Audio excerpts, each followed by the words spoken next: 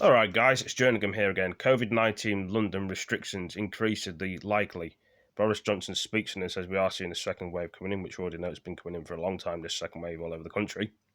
And it says France as well as, doesn't it, and other things. Let's play the video.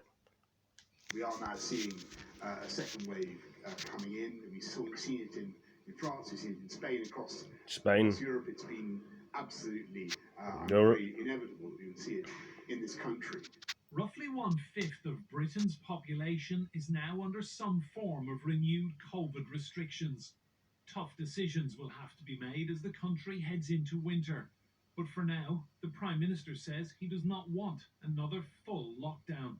We want to keep schools open, and it's fantastic that schools have gone back in the way that they have. We want to keep the economy open as far as we possibly can. We want to keep businesses going. But the only way we can do that is obviously if people follow the guidance. London Mayor Sadiq Khan says it is increasingly likely that restrictions will be necessary in the capital to slow the spread of the virus. He believes now is the time to act rather than later. In Birmingham, the city's Nightingale Hospital, which had been mothballed, is now on high alert, which means it could be reopened within 72 hours. There is still the very real option of a second national lockdown, possibly at half-term in October. But would the public be prepared to make all those sacrifices again? Certainly the constant manoeuvring around different policy arrangements has been counterproductive. It creates a context where it's more likely for police enforcement to be seen as illegitimate. So I think, interestingly, we've just seen an attempt to try to simplify the agenda through the rule of six.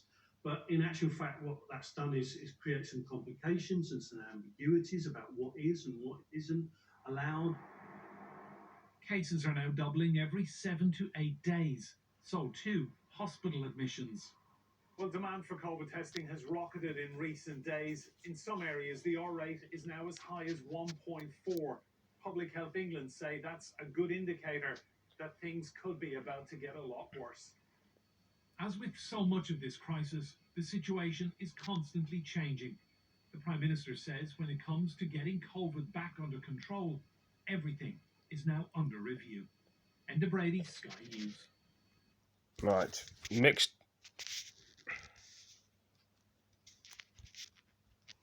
I'm just turned itself off again.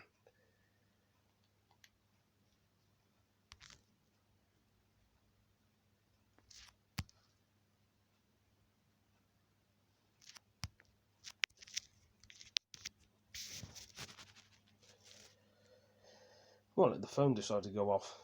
Don't know.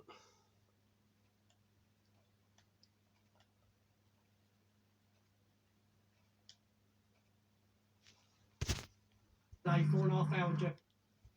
Hold on.